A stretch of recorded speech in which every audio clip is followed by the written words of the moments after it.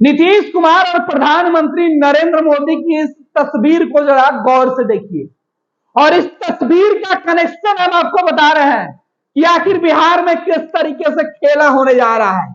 बिहार में नीतीश कुमार का मन इस कदर डोल रहा है कि नीतीश की कई तस्वीरें निकलकर सामने आ रही है। नीतीश कुछ बोल नहीं पा रहे हैं। नीतीश कुमार ये दिखाने में लगे हुए हैं कि महागठबंधन के साथ खड़े हैं, लेकिन नीतीश के ऊपर अचानक नरेंद्र मोदी की सरकार इतनी मेहरबान क्यों हो गई, वो हम आपको बताने जा रहे हैं। दरअसल नीतीश कुमार 2024 में विपक्षी एकजुटता के मुख्य सूत्रधार हैं। विपक्षी एकजुटता के मैसेज से नरेंद्र मोदी की जो सरकार है उसे गिराने के लिए, उसे अगला चुनाव नहीं जीतने के लिए नीतीश कुमार उस मुहिम में लगे हुए कि किसी तरीके से नरेंद्र मोदी का विजय रथ रोक दिया जाए। लेकिन उसके लिए नीतीश कुमार को विपक्ष की भूमिका मजबूती से दी जाए। नीतीश ने तैयारी की, देश भर की राजनीतिक पार्टियां एकजुट हुई तो कांग्रेस को बड़ा जिम्मेवारी मिला। नीतीश कुमार उस फ्रेम से दूर होते गए तो नीतीश फिर भाजपा की तरफ जाते हुए दिख रहे हैं। नीतीश कुमार अब पलटी मारेंगे, जब सवाल पूछा जाता है तो नीतीश टाल जाते हैं। नीतीश कहते हैं कि मैं उन लोगों को बातों का ध्यान नहीं देता। लेकिन मुख्यमंत्री जी आपको यह बताना होगा कि आखिर G20 की बैठक के दौरान जो रात्रि भोज महामहिम के द्वारा दिया गया था, उस भोज में आप शामिल होने 9 सितंबर को दिल्ली गए थे। रात में भोज, डिनर के वक्त की तस्वीरें नरेंद्र मोदी के साथ नजदीकियां।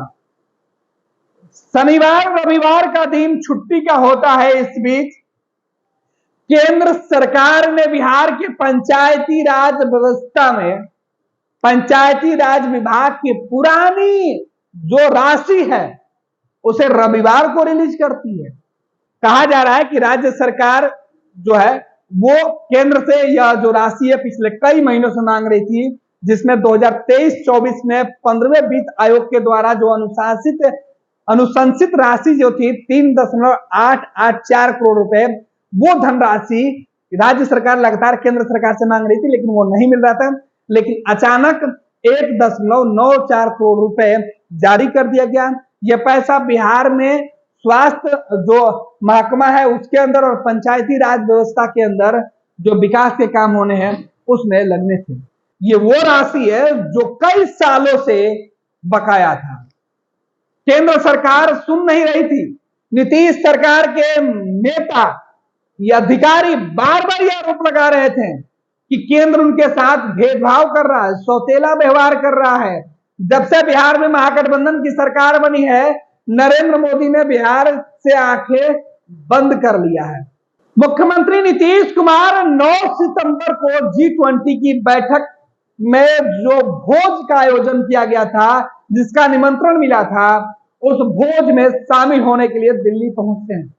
प्रधानमंत्री नरेंद्र मोदी के साथ नीतीश कुमार की तस्वीरें निकलकर सामने आती है। तस्वीरें नरेंद्र मोदी खुद अपने सोशल मीडिया पर डालते हैं। चर्चा होती है कि नीतीश कुमार फिर नजदीक जा रहे हैं, कोई बड़ा खेल तो नहीं हो रहा। नीतीश कुमार और पूरी जेडीयू सफाई दे रही है कि ऐसा कुछ नहीं है, कोई खेल नहीं है। लेकिन उसके बाद एक रिपोर्ट सामने आई, जिस रिपोर्ट में यह दिख रहा है कि खेल नीतीश कुमार खेल रहे हैं और नरेंद्र मोदी, अमित शाह नीतीश कुमार के ऊपर किस तरीके से डोरे डाल रहे हैं। दरअसल एक अखबार ने एक खबर छापी है, टाइम्स ऑफ इंडिया में एक खबर लगी, जिसमें इस बात के चर्चे किए गए हैं कि क्या यह एक संयोग है कि केंद्र सरकार बिहार के लिए तकरीबन 1.942 करोड़ रुपए जारी कर दी। दरअसल यह हुआ कैसे, यह हम आपको बता रहे हैं। दरअसल केंद्र सरकार के द्वारा बिहार में प्राथमिक स्वास्थ्य केंद्रों पर और पंचायती राज संस्थाओं में विकास के लिए जो काम किए जाएंगे, जो उसके लिए फंड केंद्र सरकार की तरफ से राज्य सरकार को मिलती है, उस फंड की राशि 1.94 करोड़ रुपए जारी कर दिया गया। यह जारी तब किया गया जब नीतीश कुमार दिल्ली में प्रधानमंत्री नरेंद्र मोदी से मिलकर वापस आए। वो दिन शनिवार और रविवार सरकारी छुट्टी का दिन होता है और उस दिन ये काम हुआ। और अब देखिए क्या होता है, राज्य सरकार हाल ही में शिकायत कर रही थी, बिहार सरकार लगातार इस बात का रोना रो रही थी कि केंद्र सरकार बिहार में महागठबंधन की सरकार बनने के बाद जो सौतेला व्यवहार है वो कर रही है। बिहार के लिए नरेंद्र मोदी पूरी तरीके से आंखें बंद किए हुए हैं। बिहार की जो जरूरत है उसे पूरा करने के लिए केंद्र सरकार सीधे तौर पर राज्य सरकार की अपीलों को, जरूरतों को मानने से इनकार कर रही है, उनकी बातें नहीं सुन रही है। लेकिन आखिर ऐसा क्या हुआ कि मुख्यमंत्री नीतीश कुमार के दिल्ली जाते ही तमाम चीजें बदल गई। जिस केंद्र की सरकार ने 2 दिन पहले तक बिहार सरकार को नोटिस तक नहीं ले रही थी, वही केंद्र सरकार रातों रात ऐसा कौन सा फैसला ले ली कि कौन सी कमजोरी बिहार की दिख गई कि वो बिहार के बकाया राशि को रविवार के दिन भेज दी बिहार। अब आपको बताते हैं कि आगे क्या कुछ।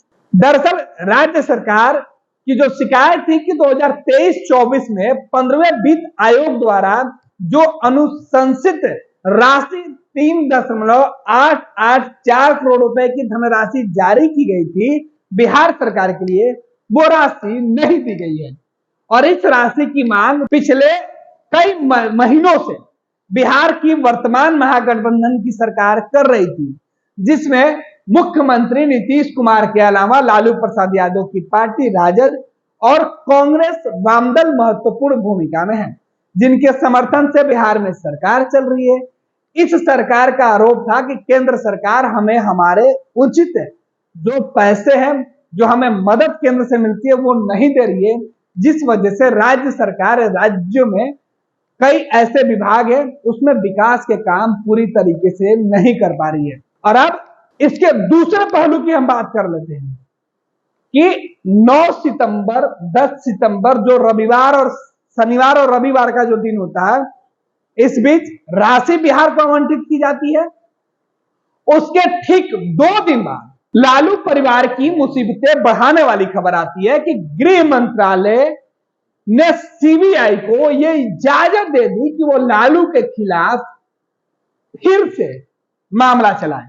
यह मामला रेलवे में नौकरी के बदले जमीन लेने से जुड़ा हुआ है और इस मामले में केवल लालू प्रसाद यादव नहीं बल्कि तेजस्वी यादव और राबड़ी देवी भी शामिल है। यह वही मामला है जिस मामले में तेजस्वी यादव का नाम सामने आया था, तो 2015 में जो महागठबंधन की सरकार बनी थी वो 17 में गिर गई थी।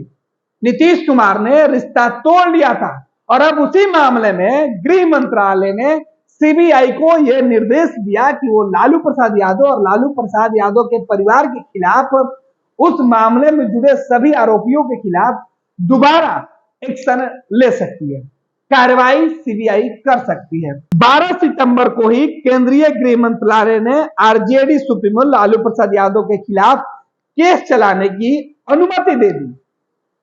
उसके ठीक 2 दिन के बाद दिल्ली में तेजस्वी यादव पहुंचते हैं और वहां पर विपक्षी दल यानी इंडिया गठबंधन के कोऑर्डिनेशन कमेटी की बैठक होती है। सीट बंटवारे को लेकर मंथन होती है, लेकिन वो मंथन पूरी तरीके से सकारात्मक नहीं हो पाती है।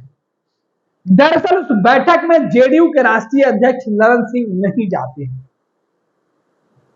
और अब सवाल यह उठने लगा कि क्या नीतीश कुमार दिल्ली जिस मकसद से गए थे वो मकसद अब पूरे होते हुए दिख रहा है।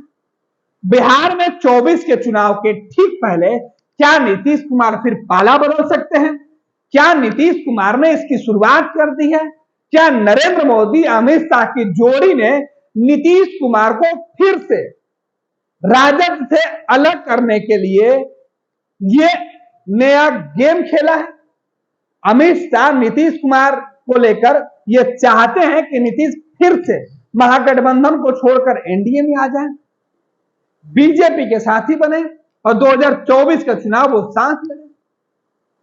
कई चर्चा हो रही है, लेकिन जिस तरीके की कार्रवाई केंद्र सरकार के द्वारा किया गया, उससे मकसद साफ है कि नीतीश कुमार के पास फिर एक एजेंडा होगा कि अब सीबीआई ने दोबारा तेजस्वी यादव, लालू प्रसाद यादव के ऊपर चार्ज फ्रेम किया है, केस किया है और उनको भ्रष्टाचारी बताया है और नीतीश कुमार भ्रष्टाचार के मामले पर समझौता नहीं करेंगे। लिहाजा नीतीश चाहेंगे कि तेजस्वी यादव फिर से सफाई दे और उसी मौका का फायदा उठाकर नीतीश अलग हो जाए। और इस बीच ये पूरी प्रक्रिया समझिए, फिर बिहार में गृह मंत्री अमित शाह आते हैं। गृह मंत्री अमित शाह जब जनसभा को संबोधित करते हैं तो उसके पहले तक अमित शाह के रडार पर नीतीश कुमार होते थे, लेकिन इस बार के भाषणों में नीतीश कुमार को लेकर अमित शाह ने नरमी दिखाई। उन्होंने कहा कि नीतीश कुमार को नहीं बल्कि लालू प्रसाद यादव को टारगेट कीजिए, लालू प्रसाद यादव को चोट कीजिए, नीतीश को छोड़ दीजिए। ये मैसेज नीतीश के लिए जो नरमी अमित शाह ने बिहार में दिखाया है, उसका असर यह है कि अब नीतीश कुमार बीजेपी को लेकर हमलावर नहीं दिख रहे हैं, अमित शाह नरेंद्र मोदी को लेकर हमलावर नहीं दिख रहे हैं। इस बीच संसद में महिला आरक्षण बिल आया तो सबसे पहले जेडीयू समर्थन में खड़ी होगी। तो कई ऐसे संकेत निकल के सामने आ रहे हैं जो बता रहा है कि बिहार में नीतीश कुमार का एक बार फिर से मोहभंग हो रहा है महागठबंधन से। नीतीश इंडिया गठबंधन से फिर रिश्ता तोड़ सकते हैं।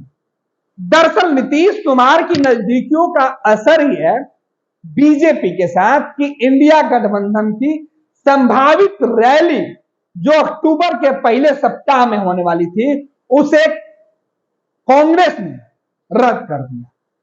इस रैली, इस कार्यक्रम को रद्द करने के बाद नीतीश कुमार से जब भी सवाल पूछा जाता है, वो इन सवाल को टाल देते हैं।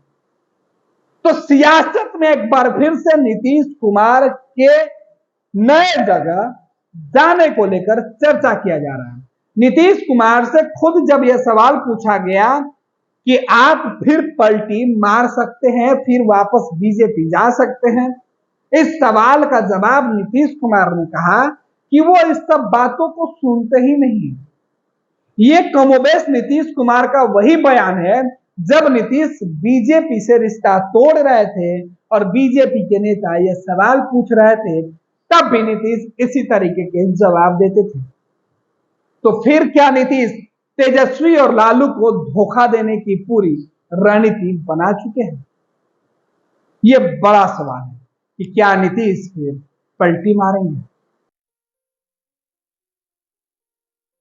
ये लो मुंह मीठा करो, आज मैंने अपना जॉब छोड़ दिया, अब हम पूर्णिया वापस जाएंगे। जॉब छोड़ दिया है? मतलब ये घर कैसे चलेगा? हम करेंगे क्या? और माँ बाबूजी क्या बोलेंगे? इसलिए मैं एक और मिठाई का डब्बा लाया।